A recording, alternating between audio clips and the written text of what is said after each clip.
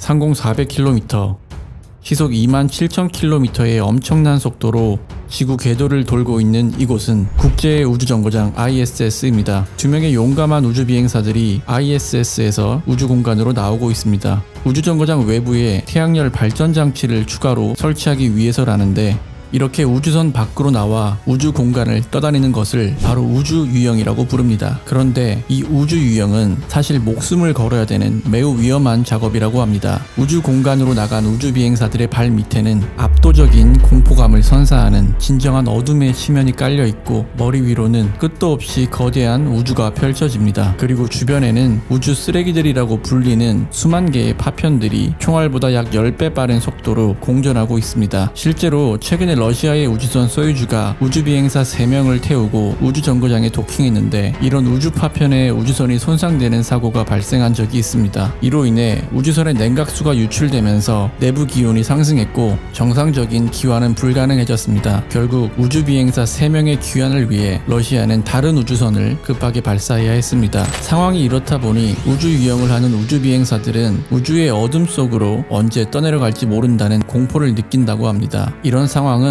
보통 그래비티 같은 우주 영화에서 묘사되곤 하는데, 만약 여러분이 우주로 떠내려간다면 무슨 일이 벌어질까요? 미국의 나사와 같은 우주기구에는 우주공간으로 떠내려가는 것을 방지하기 위한 안전지침을 갖고 있습니다. 그중 첫 번째는 우주정거장 밖으로 나갈 때 항상 안전 로프를 우주선에 부착하는 것입니다. 이 로프는 최대 500kg의 하중을 견딜 수 있게 설계된 26m 길이의 로프로서 우주비행사들의 탯줄이라고 불립니다. 하지만 이 강력한 로프조차 끊어질 수 있습니다. 이럴 때를 대비해 우주비행사들은 소형 제트팩을 추가로 착용하고 우주공간으로 나아갑니다. 이는 공기가 없는 우주에서 추진하기 위한 것으로 이 제트팩을 이용해 우주선으로 돌아갈 수 있습니다. 그러나 이것마저 실패하거나 우주비행사가 의식을 잃어 제트팩을 조작할 수 없게 된다면 남은 유일한 희망은 다른 동료가 구조해주기를 기다리는 것뿐입니다. 하지만 우주로 떠내려가고 있는 동료를 구하는 것은 매우 어려운 일입니다. 사실상 이 제트팩마저 우주비행사를 구하는데 실패한다면 우주비행사는 최초에 작용했던 힘의 방향으로 무한히 떠내려가기 시작할 것입니다. 완전한 무중력 상태이기 때문에 회전을 멈출 수도 없고 아무리 발버둥 쳐도 변하는 것은 아무것도 없습니다. 만약 지구 궤도를 돌고 있는 우주정거장에서 이런 일이 발생했다면 지구의 중력은 우주비행사를 지구 궤도에 가두어둘 수도 있습니다. 그리고 우주복의 산소가 고갈되는 약 8시간 동안 서서히 죽음에 가까워지게 될 것입니다. 그런데 여기서 우주복까지 손상되어 우주공간에 우리의 몸이 노출된다면 어떻게 될까요? 사람이 우주복 없이 우주공간에 노출되면 대략 15초면 기절하고 1분 정도면 사망하게 된다고 합니다. 우주공간은 생명이 존재하기에는 너무 가혹한 환경입니다. 우주공간은 중력도 없고 공기도 없고 소리도 없습니다. 그리고 우주의 평균 온도는 절대 영도에 가까운 영하 270도입니다. 절대 영도란 모든 분자가 정지 상태가 되는 온도로 마이너스 273.15도입니다. 이보다 더 낮은 온도는 측정될 수가 없다고 하는데, 우주의 평균 온도는 절대 영도와 겨우 3도 정도밖에 차이가 나지 않습니다. 항상 그늘이 져있는 달의 크레이터가 영하 247도라고 합니다. 하지만 온도가 낮다고 해서 순식간에 얼어 죽는 것은 아닙니다. 우주 공간에는 소리를 전달하거나 열을 전달할 매질이 거의 없기 때문에 열이 전달되는 속도가 지구보다 느린 편입니다. 쉽게 생각해 목욕탕에 가면 40도만 넘어도 뜨거워서 들어가는 것이 망설여지기 시작하는데, 40도의 건식 사우나는 누구나 쉽게 들어갈 수 있는 것과 같은 원리입니다. 사실 우주 공간에서 사람이 죽게 되는 가장 큰 원인은 압력 차이에 의한 질식사입니다. 보일의 법칙에 정리되어 있듯이 기압이 낮을수록 물에 끓는 점은 낮아지는데, 기압이란 공기가 짓누르는 압력을 말합니다. 산 꼭대기만 올라가도 기압이 낮기 때문에 상대적으로 낮은 온도에서 물이 끓기 시작하고, 이런 이유로 산 꼭대기에서 밥을 하거나 라면을 끓이면 설익는 것을 경험할 수 있습니다. 그래서 압력밥솥에서 밥을 하면 맛있는 것입니다. 압력과 끓는 점은 비례하기 때문이죠. 이렇게 산 꼭대기만 가도 기압이 낮아져서 물에 끓는 점이 낮아지는데, 훨씬 더 높은 우주는 이보다 더 심할 것이란 것을 예상할 수 있습니다. 지구의 1기압에서는 물이 100도에서 끓기 시작합니다. 반면에 우주는 공기가 없는 0기압이기 때문에 고작 20도만 돼도 물이 끓기 시작합니다. 시작합니다. 그런데 인간의 체온은 36.5도, 게다가 몸을 구성하는 70%는 수분입니다. 우주 공간에서는 인간의 체온만으로 몸 안의 혈액이 끓기 시작하면서 몸이 터지는 것은 아니지만 부풀어 오르게 된다고 합니다. 이런 과정은 단 몇 초 만에 일어나며 내부 장기들이 순식간에 손상되기 시작하고 결국 1분 만에 사망에 이르게 되는 것입니다. 그리고 온몸에 수분이 빠져나간 채 꽁꽁 얼어버린 미라가 되어 우주를 떠돌게 됩니다. 이렇게 극한의 우주를 지금의 인류는 우주선을 통해 고작 몇 분이면 우주 공간에 도달할 수 있게 되었습니다. 우주 공간에 지구가 있고 그 속에 다양한 생명들이 살아간다는 게 정말 믿기지 않을 정도입니다. 영화 그래비티의 첫 부분에는 이런 문구가 나옵니다. 지구 상공 600km의 온도는 영하 100도에서 영상 125도를 넘나든다. 우주에는 소리를 전달해줄 것이 아무것도 없고 기압도 없고 산소도 없다. 우주에서 생존은 불가능하다.